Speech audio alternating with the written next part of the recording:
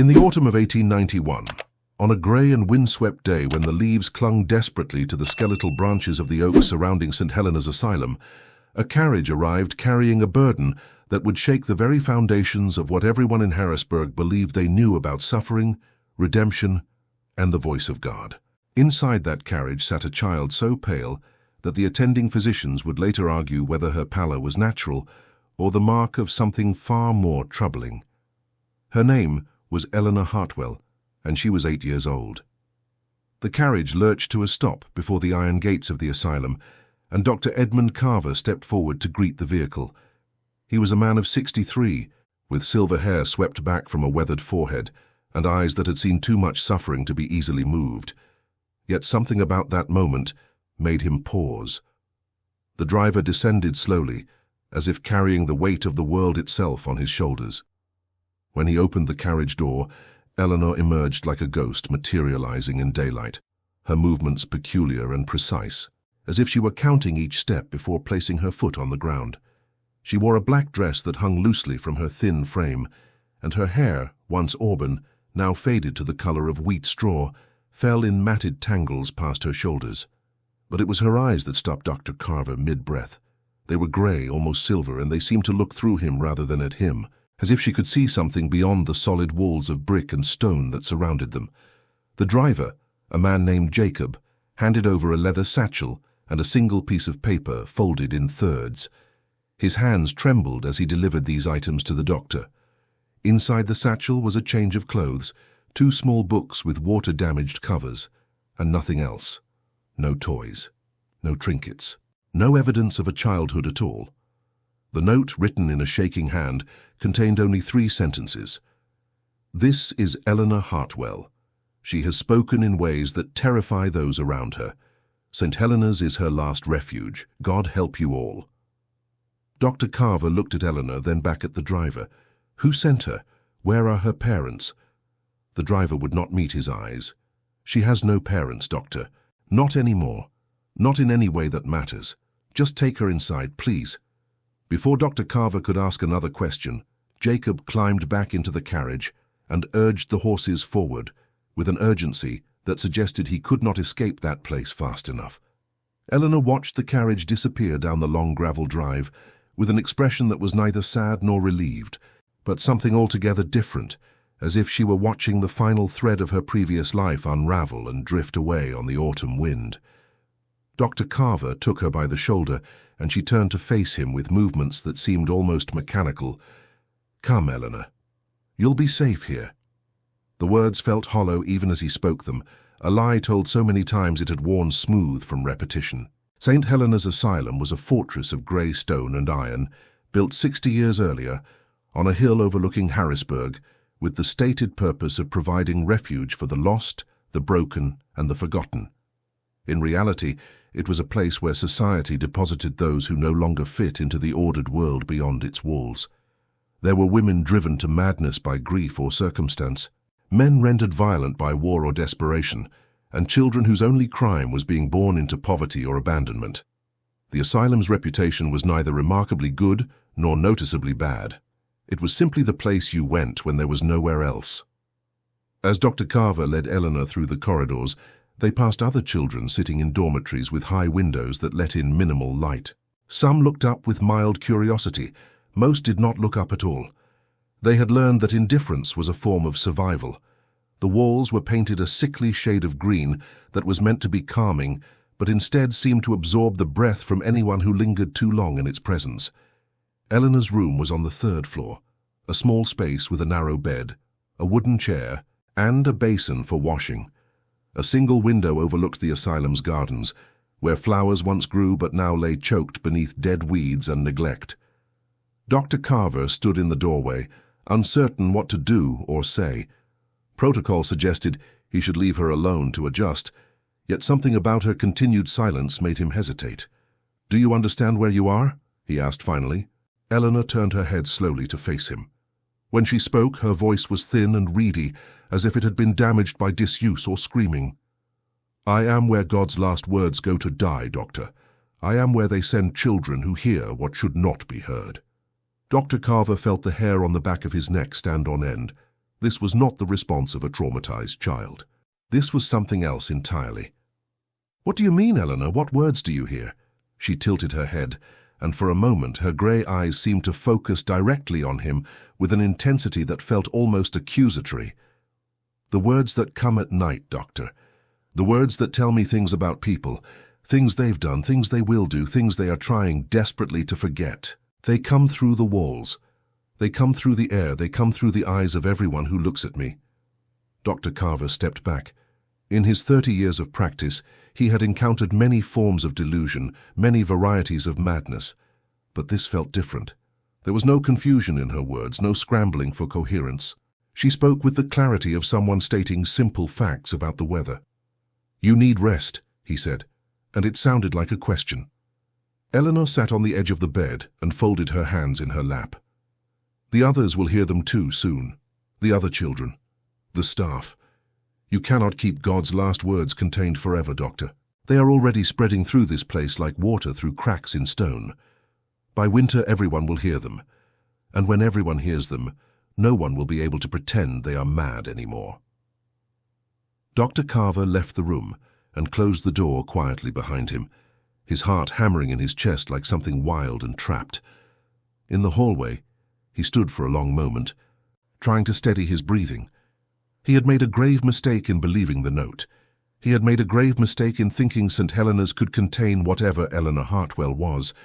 And the worst part, the part that terrified him most, was that he had a sudden, overwhelming certainty that she was telling the truth. The first sign that Eleanor's words might hold some terrible truth came 3 days after her arrival. Sister Catherine, a nun who had worked at St. Helena's for 22 years and prided herself on her emotional fortitude, came to Dr. Carver's office with tears streaming down her face. She was a sturdy woman, broad-shouldered and practical, the kind of person who did not cry. Yet there she stood, trembling, unable to form complete sentences. "She knows," Catherine kept repeating. "She knows what I did. She knows about Margaret. She knows." Dr. Carver guided her to a chair and waited for her breathing to stabilize. Slowly, the story emerged. 30 years prior, before Catherine had taken her vows, she had a sister named Margaret. They were poor, desperately so, and when their parents died, there was not enough money to feed both of them. Catherine had been given a choice by her aunt. One of them would be taken in, the other would be sent to an orphanage. Catherine had chosen to save herself. She had chosen to enter the convent because it offered security, comfort, and a way to escape the weight of that decision. Margaret had died in that orphanage at the age of 12. Catherine had never spoken of this to anyone in all her years at St. Helena's. "How could she know this?" Catherine asked, her voice barely above a whisper. "How could that pale child know something I have spent 3 decades burying?" Dr. Carver had no answer. He prescribed a sedative and sent Catherine to rest, but the exchange left him deeply unsettled. That evening, he went to observe Eleanor during the communal dinner. She sat among the other children at a long wooden table, eating slowly and methodically, her movements precise and deliberate. She did not speak to the other children, nor did they speak to her. It was as if they instinctively understood that Eleanor existed in a separate world, one that was not safe to enter, but others began approaching her.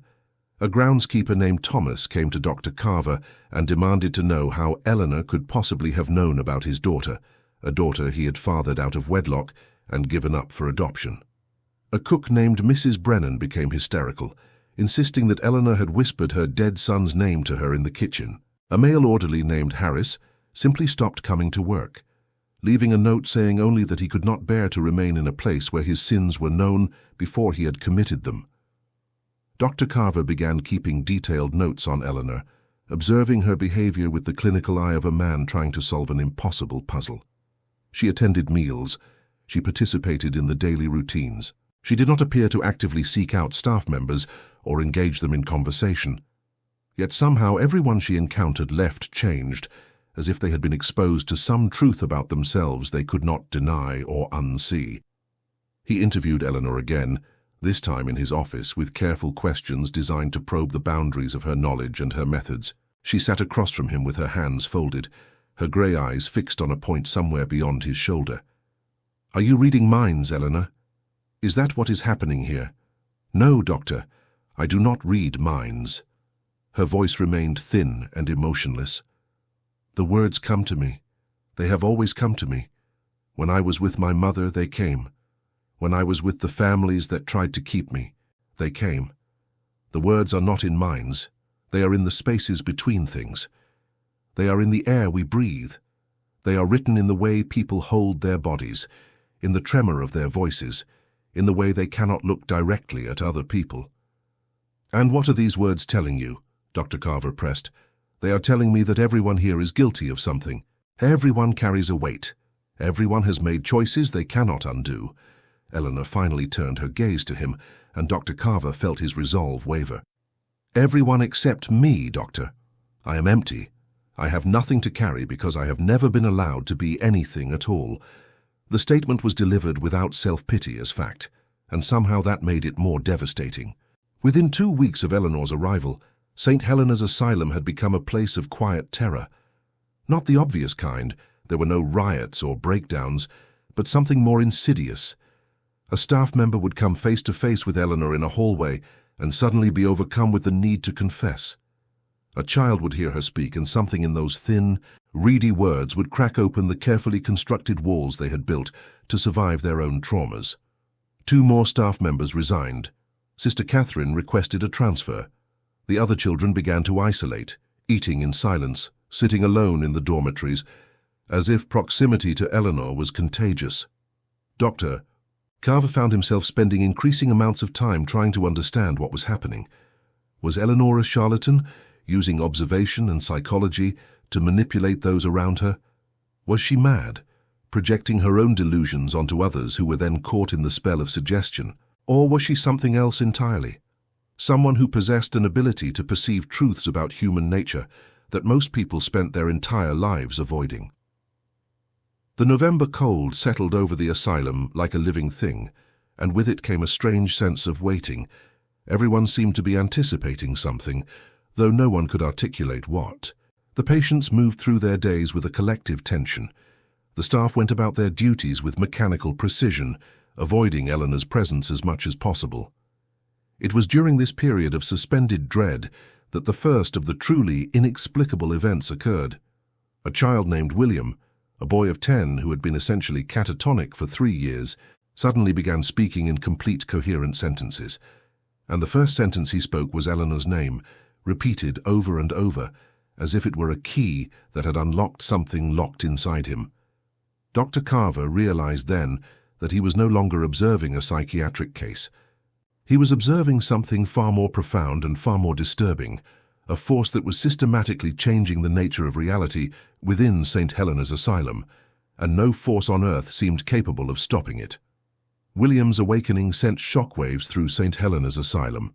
For 3 years, he had sat in the day room, unresponsive and seemingly lost to the world.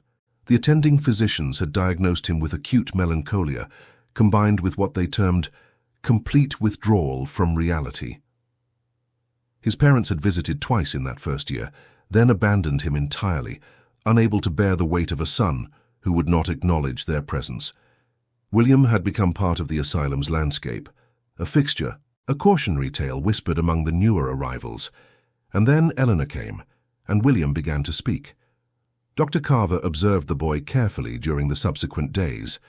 William's speech was halting at first, as if his voice were a muscle that had atrophied from disuse. But gradually, over the course of a week, he began to form longer sentences, to engage with other children, to participate in the structured activities of the asylum. The transformation was so profound that Dr. Carver initially wondered if it was genuine or merely a spectacular form of relapse into a different kind of delusion. But William's coherence was undeniable. When questioned, he could articulate his memories, his feelings, his understanding of his current circumstances. He spoke of his father's drinking, of his mother's silences, of the beating that had sent him into catatonia, a beating for breaking a mirror that was irreplaceable, for the offense of existing as a clumsy, imperfect child. And when he spoke of these things, his voice carried the weight of genuine trauma, not the confused rambling of a disturbed mind. "Eleanor told me I could come back," William said to Dr. Carver during one of his assessments. She said I was hiding, and that hiding was allowed, but that I didn't have to hide anymore if I didn't want to. She said the words that pushed me down are the same words that everyone carries, and I wasn't the only one who was hurt by them. How did she tell you this?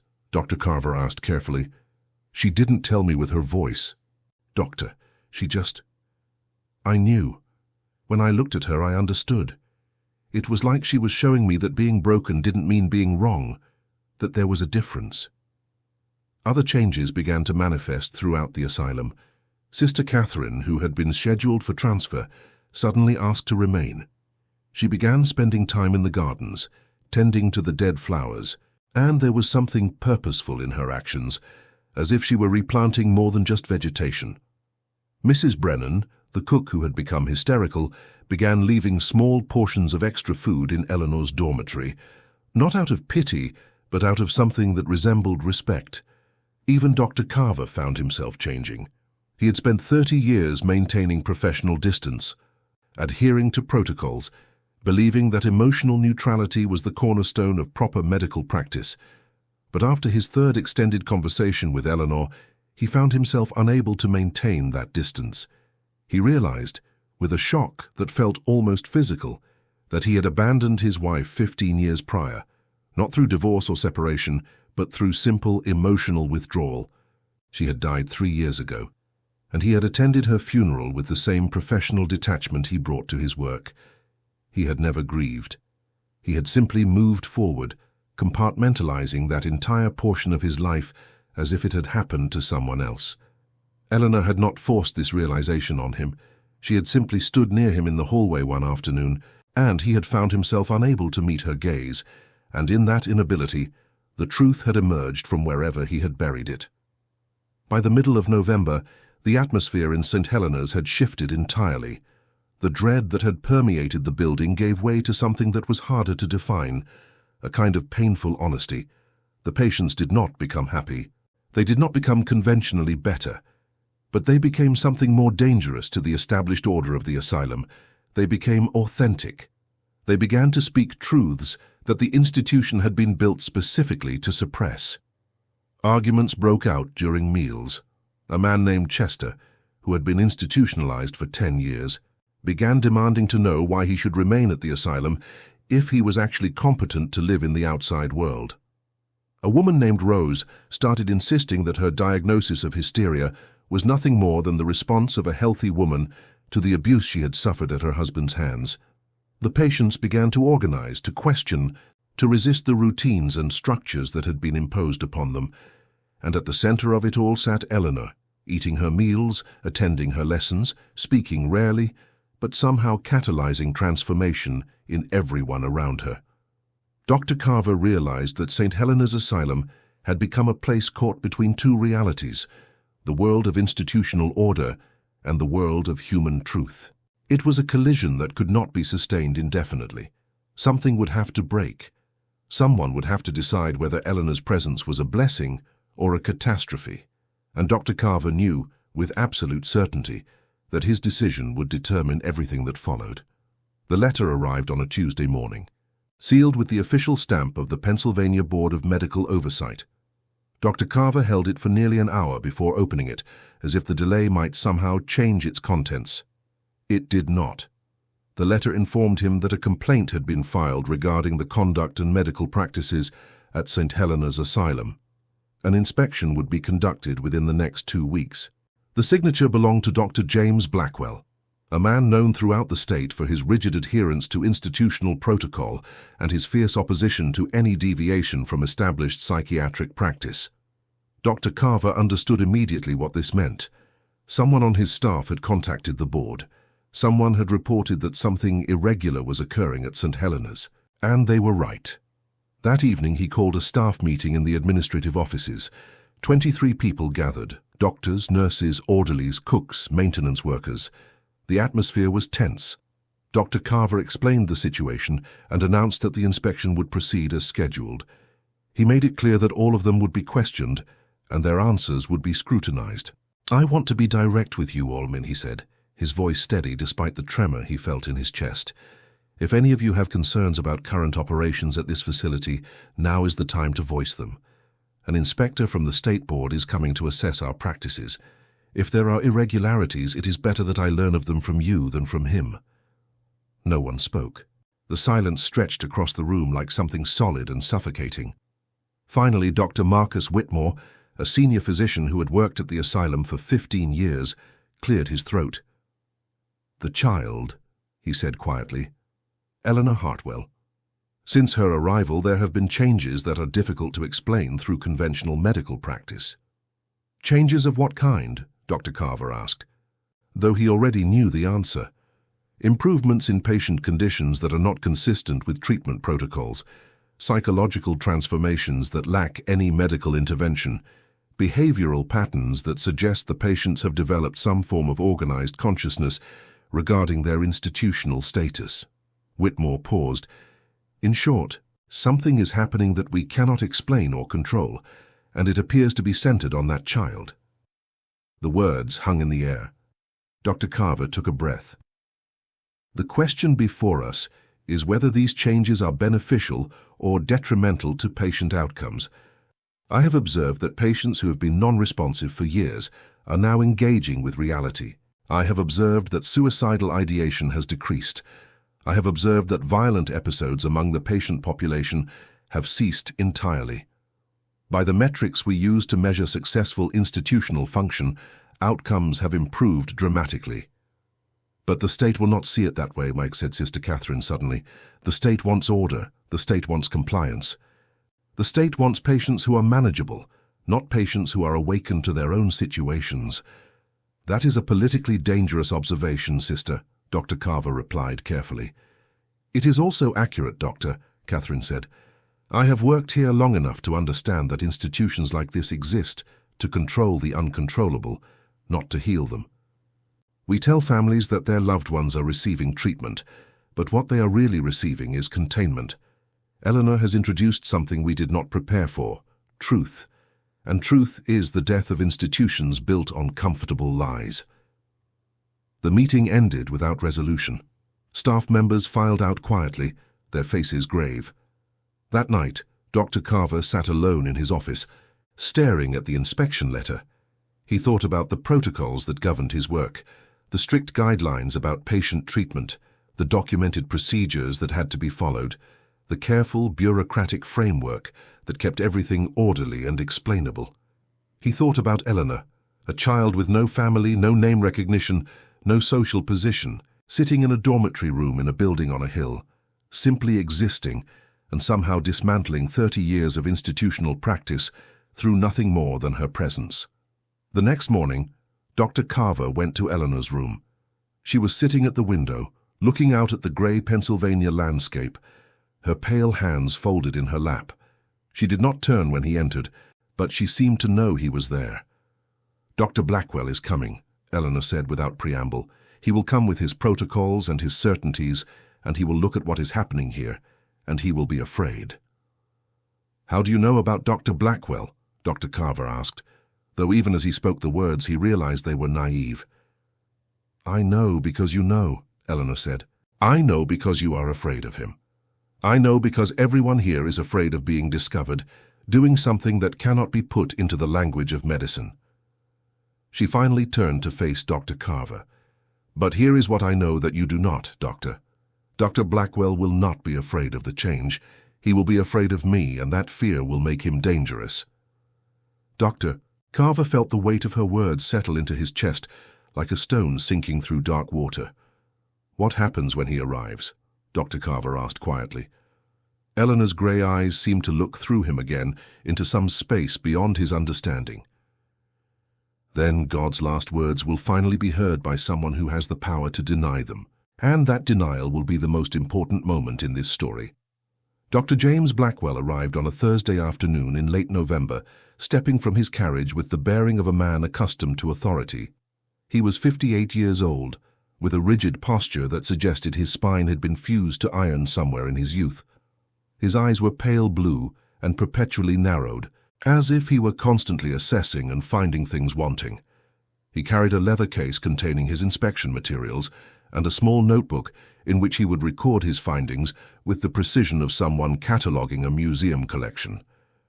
Dr. Carver greeted him at the entrance to St. Helena's Asylum, and immediately he could see the judgment forming behind Blackwell's eyes. The building was not pristine.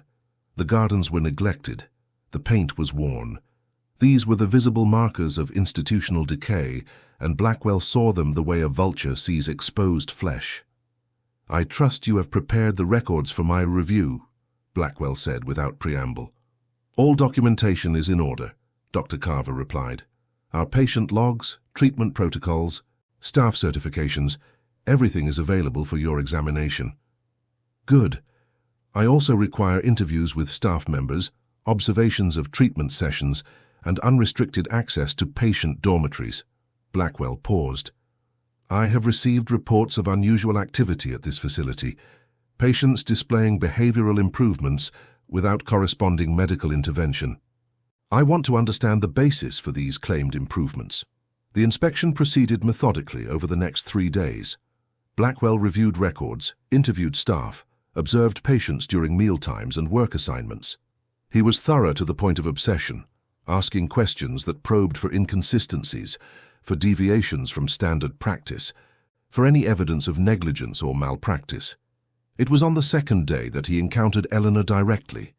Dr. Carver had been careful to keep Elena's schedule separate from the inspection itinerary, but Blackwell insisted on observing the general population in their natural state. During lunch in the dining hall, Elena sat at her usual table, eating quietly, her pale form almost invisible against the grey stone walls. Blackwell noticed her immediately. He stood and walked directly to her table, sitting across from her without invitation or permission. Elena continued eating, not acknowledging his presence.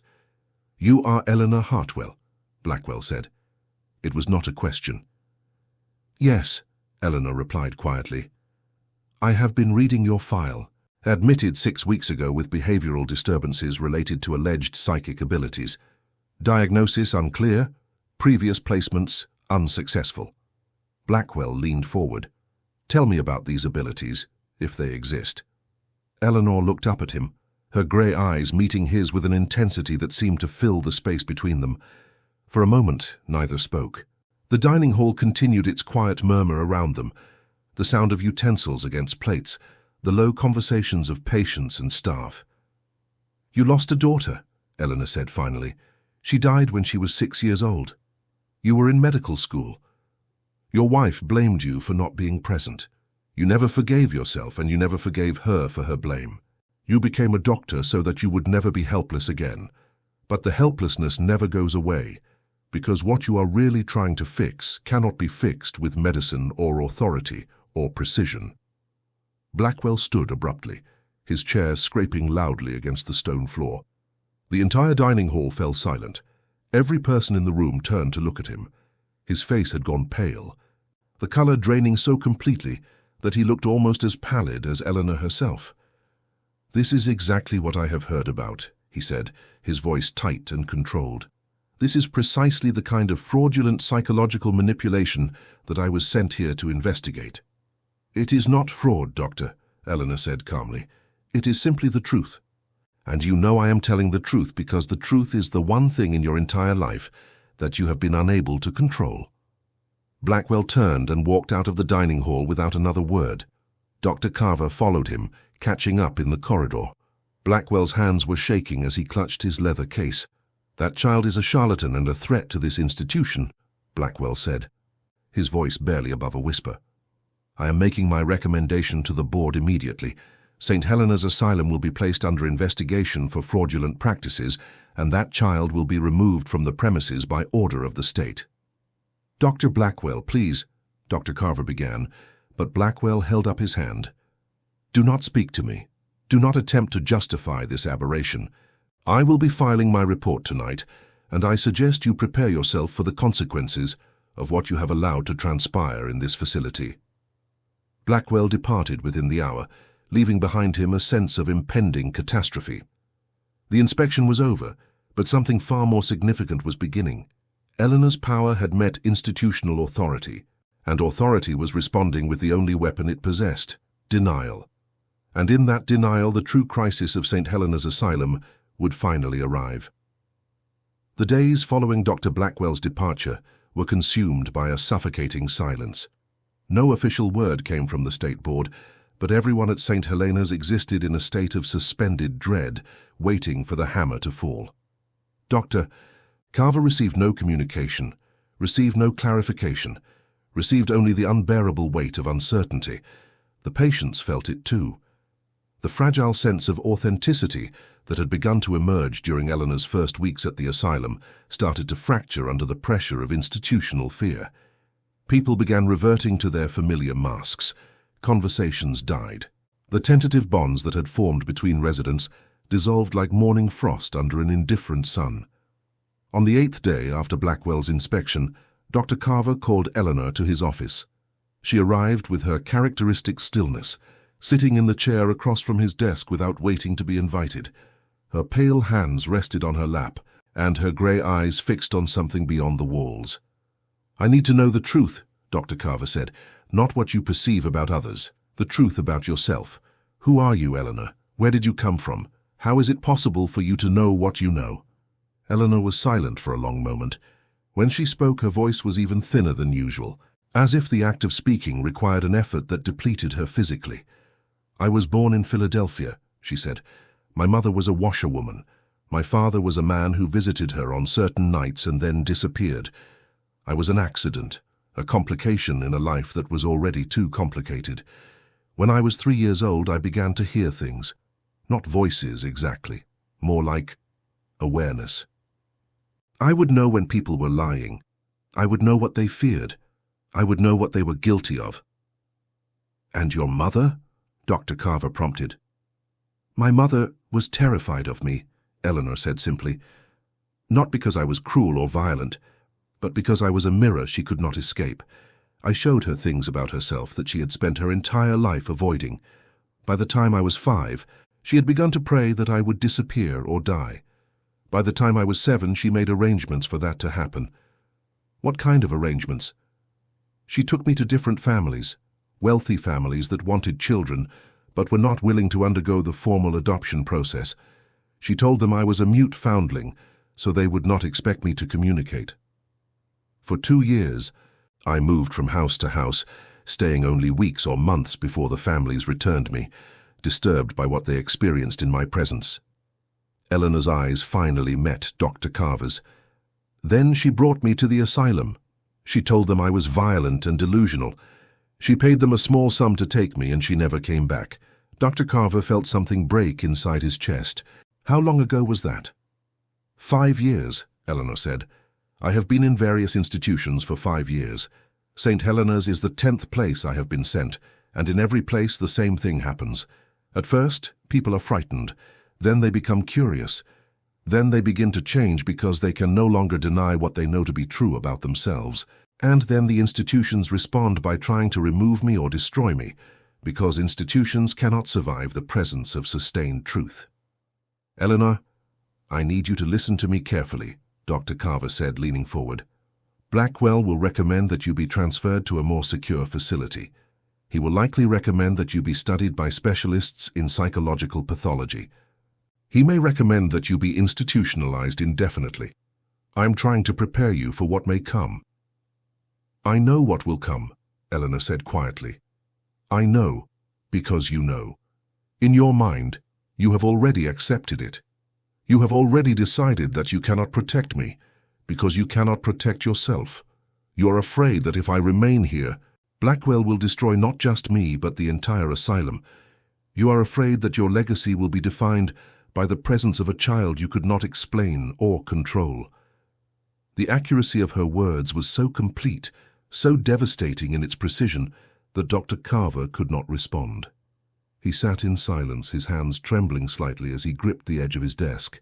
"There is one thing you should understand, Doctor," Eleanor continued. "I am not God's last words. That was just a metaphor created by frightened people who did not know how to describe what they were experiencing. I am simply a child who hears what people are desperately trying not to hear, their own truth.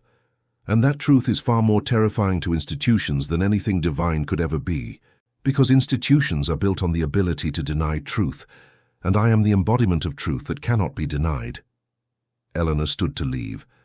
At the door, she turned back one final time. When Blackwell returns with his order for my removal, you will have a choice, Doctor. You can fight for me, knowing it will destroy your career, or you can allow me to be taken, knowing it will destroy your conscience. There is no choice that allows you to remain intact.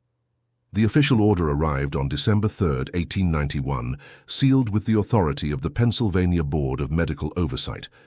Dr. Carver held it with hands that had begun to shake permanently, as if the tremor had become a permanent part of his physical being. The letter was written in the formal language of bureaucratic power, words like investigation, misconduct, inappropriate treatment protocols, and immediate remediation required. At the bottom, in Dr. Blackwell's precise handwriting, was a single sentence. Eleanor Hartwell was to be transferred to the Riverside Psychiatric Institution in Philadelphia within 14 days. She was to be held for specialized observation and potential participation in research protocols designed to understand her condition. Riverside was known throughout Pennsylvania as a place from which few patients returned, and those who did return were fundamentally changed, not healed, but broken in ways that made them compliant and silent. Dr. Carver sat alone in his office for 4 hours after receiving the order. He did not eat, he did not move. He simply sat, looking at the letter, understanding that the moment Eleanor had predicted had arrived. That evening, he walked through the asylum corridors to the 3rd floor. Eleanor was in her room, sitting at the window as she always was, watching the December darkness settle over the grounds. She did not turn when he entered. "Riverside," she said, "I have heard the things people know about that place, the experiments they conduct, the ways they try to cure people of their capacity for truth by breaking their minds." "I have fought the order," Dr. Carver said, though even as he spoke the words, he knew they were inadequate. "I have submitted formal objections. I have documented the improvements in patient outcomes since your arrival. The board will not reconsider."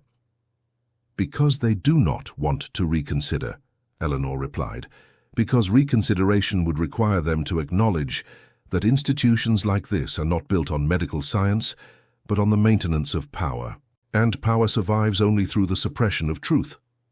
"I'm going to appeal to the board," Dr. Carver continued, speaking faster now, as if speed could somehow outpace the inevitable. "I am going to demand that they provide specific medical justification for the transfer. I am going to contact lawyers. I'm going to make this as difficult as possible for them." Eleanor finally turned to face him. In the dim lamplight, her pale features seemed almost translucent, as if she were already beginning to fade from the world. "No, you are not, Doctor," she said gently. "You are going to do nothing of the kind, and we both know why. Because fighting the board would mean fighting your entire life. It would mean admitting that everything you have built here, everything you have dedicated your career to, is fundamentally corrupt. You are not capable of that admission. Most people are not." The words landed like blows, and Dr. Carver realized that Eleanor was right. He had already conceded. The moment Blackwell had threatened him, the moment the official apparatus of institutional authority had spoken, he had already surrendered. He had come to her room to comfort himself, not to offer her comfort. "I am sorry," he said, and the words felt hollow even to him. "You are sorry for yourself," Eleanor corrected, but without cruelty. "You are sorry that you were forced to choose between your conscience and your survival, and you chose survival. That is the most human response possible. It is also the response that allows systems like Riverside to exist." Over the next 13 days, the asylum began to feel like a tomb. Staff members moved through their duties with mechanical precision, avoiding eye contact, avoiding interaction. The patients seemed to sense that something fundamental was ending, and they responded by withdrawing into their private suffering. On the eve of Eleanor's transfer, Sister Catherine came to Dr. Carver with a request. She wanted to write to Eleanor's family to try to locate relatives who might be able to intervene. Dr. Carver told her there was no point. Eleanor's mother had abandoned her, and there were no other known relatives. "Then we do nothing," Catherine said, and there was no question in her voice, only a statement of fact. The carriage arrived on a cold morning, mist hanging low over the grounds. Dr. Carver stood at the entrance, watching as Eleanor was led down the stone steps. She wore the same black dress she had arrived in, and her pale hair fell across her shoulders like spun silver. She did not resist. She did not protest. She simply moved with that characteristic precision, as if each step was counted in advance. At the carriage door, she turned back one final time. Her grey eyes found Dr. Carver's across the distance, and he saw in them something that was not accusation or forgiveness, but recognition. She recognized him as one of the millions of people who witnessed injustice and chose complicity because complicity was safer. The carriage door closed. The horses began to move, and within minutes, Eleanor was gone, swallowed by the mist and the machinery of institutional power. Dr. Carver stood alone on the steps of St. Helena's Asylum, understanding with absolute clarity that he had just witnessed the moment his soul had finally departed his body. 3 years passed after Eleanor's departure from St. Helena's Asylum. In that time, Dr. Edmund Carver continued to work, to see patients, to maintain the routines that had defined his professional life. But something essential had been removed from him, and no amount of clinical precision could restore it. He received a single letter from Riverside in the spring of 1892. It was written by Dr. Harold Finch, the head physician at that institution. The letter stated that Eleanor Hartwell had been subjected to a series of medical interventions designed to determine the neurological basis of her claimed abilities. These interventions included extended periods of isolation, exposure to various pharmaceutical compounds, and a procedure involving electrodes applied to specific regions of her skull. The letter concluded that Eleanor had ceased to display the behaviors reported by Dr. Blackwell, and it was the assessment of Riverside's staff that she had been successfully normalized. Dr. Carver understood what that meant. It meant they had broken her. It meant they had destroyed whatever capacity she possessed that allowed her to perceive truth. It meant she had been transformed into the kind of compliant, silent patient that institutions preferred. He did not respond to the letter. In 1893, 2 significant events occurred simultaneously. First, a journalist named Thomas Ashford published a series of articles in the Philadelphia Inquirer investigating conditions at Riverside Psychiatric Institution. The articles described experimental procedures conducted without patient consent, the deaths of multiple patients under circumstances that suggested negligence or abuse, and a pattern of institutional corruption that reached into the state board itself. The articles sparked outrage. Investigations were launched. Dr. Blackwell was forced to resign from his position on the board. Second, on the same day the final article was published, Eleanor Hartwell walked into a church in Philadelphia and collapsed. She was taken to a hospital where doctors examined her and found that she was suffering from severe malnutrition, multiple untreated infections, and evidence of repeated physical trauma. She was also, they determined, completely deaf. The electrodes that had been applied to her skull had damaged the auditory centers of her brain beyond repair. She was admitted to a public hospital ward. She had no money, no family, no one to claim her, and slowly, over the course of 3 weeks, she died. The final diagnosis listed on her death certificate was complications of institutional treatment. She was buried in the hospital's pauper cemetery with no service, no witness, no acknowledgement of the life she had lived. Dr. Carver learned of her death through a brief notice in a medical journal, 12 lines, no name, just a case study in the dangers of experimental psychiatry. He read those 12 lines 17 times, unable to process the simple fact that Eleanor no longer existed in the world. Something broke in him that day, or perhaps something finally repaired itself. For the first time in 3 years, Dr. Edmund Carver allowed himself to feel the full weight of his complicity, his cowardice, his choice to preserve himself at the expense of a child who had asked nothing of him except acknowledgement of truth. He submitted his resignation from St. Helena's Asylum that evening. He did not write a letter explaining his reasons. He simply left the building and did not return. For the remaining 12 years of his life, Dr. Carver lived in a small cottage on the edge of Harrisburg. He saw no patients. He conducted no research. He spent his days writing, not medical papers or case studies, but accounts of what had occurred at St. Helena's. He wrote about Eleanor. He wrote about the nature of institutional power and its appetite for silence. He wrote about the machinery of denial that allowed systems to perpetuate themselves even as they destroyed human beings. These writings were published posthumously after Dr. Carver died in 1905. The collection was titled The Words We Cannot Hear, A Confession of Institutional Failure. It became required reading in medical schools across the country. It sparked debates about psychiatric ethics that continued for decades. And in that way, Eleanor Hartwell's truth finally escaped from the places that had tried to contain it. Not through her own voice, that had been taken from her, but through the conscience of a man who had been too late to save her, but not too late to bear witness. St. Helena's Asylum remained in operation for another 40 years before closing in 1945. Its records were destroyed, its building was demolished. But the story of the pale orphan who spoke God's last words lived on, not as a supernatural tale but as a human one, the story of what happens when truth enters a world built on comfortable lies, and what the world will do to silence that truth. Eleanor's final gift to those who came after was this: she taught them that complicity is a choice, and that choice matters. Every family hides secrets, some so dark they should never see the light of day. Here, we open the doors to those shadowed pasts, uncovering hidden crimes, silent pacts, and stories that echo like ghosts through the halls of memory. If you've made it this far, it means you also carry that forbidden curiosity. So don't hesitate. Subscribe to the channel now, turn on the bell, and follow our next revelations. Because every day, new secrets emerge, and only those who dare to face the truth remain to hear them.